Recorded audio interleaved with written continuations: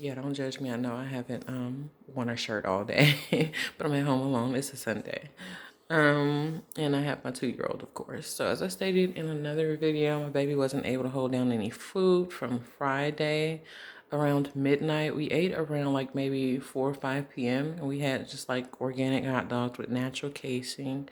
It was beef and pork, I believe. We had a little cheese and mayo on the bread, whatever. But she didn't start vomiting until around midnight. And pretty much the only thing, like I was giving her water throughout the night and things like that. The only reason I didn't take her to the hospital is because she didn't have a fever. And last time I took her to the hospital a few weeks ago, because she was just uncontrollably vomiting, which was different from this time. She had thrown up like 11 times in like 2 or 3 hours.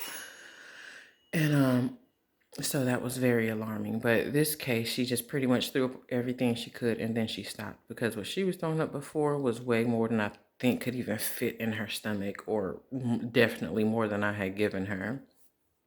But it wasn't uncontrollable. It was just anytime she ate something or drank something, she would throw up like almost immediately within like 2 or 3 minutes or something.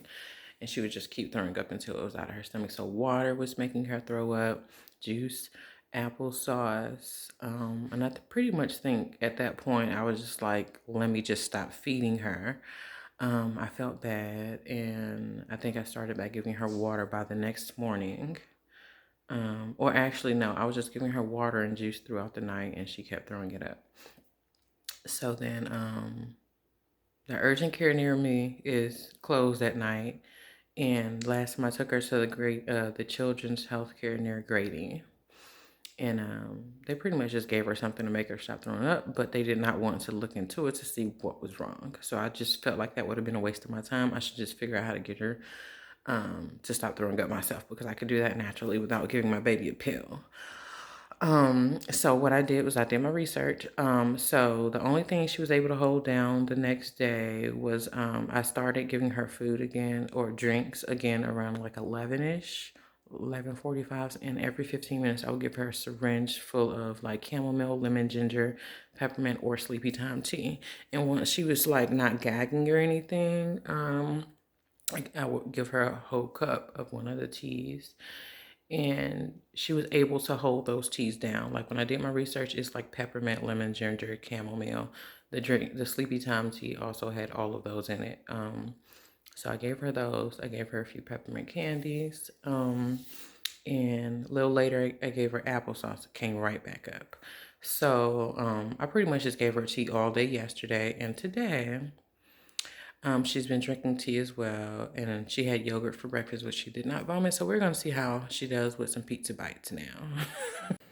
So she was finally able to eat. We had some cauliflower pizza bites. It was like regular pizza bites, except the crust is made out of cauliflower.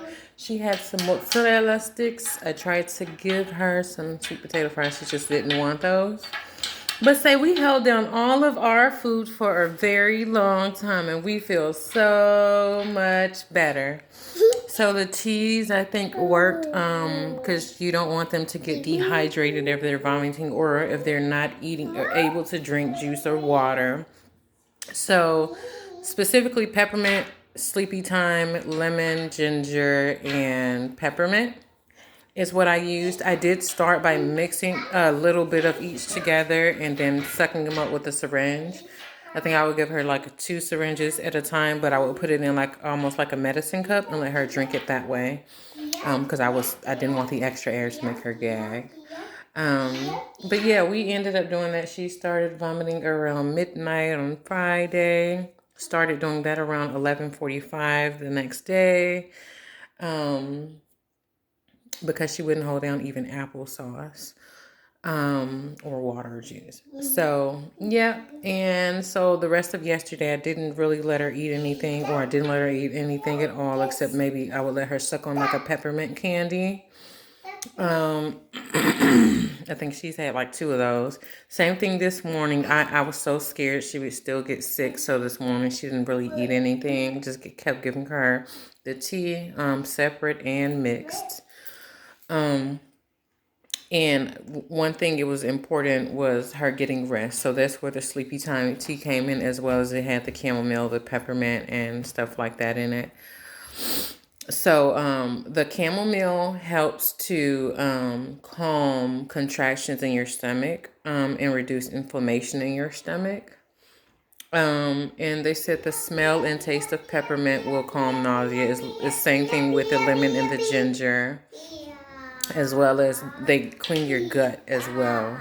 So she did poop a few times yesterday before bed, and thankfully she can eat again, because I just really thought that but if your baby has a fever, definitely take them to the hospital. If it's over 100, I took her last time when she was 101. Again, they didn't really seem to care, which ticks me off, because if something was to happen to her, then I would get in trouble. But if something would happen to her after they sent us away and just gave her a pill to make her stop vomiting and then check to see what was wrong, then I could be the blame, as opposed to them being held accountable for not giving her proper treatment and seeking the issue to help me prevent the issue in the future, you know.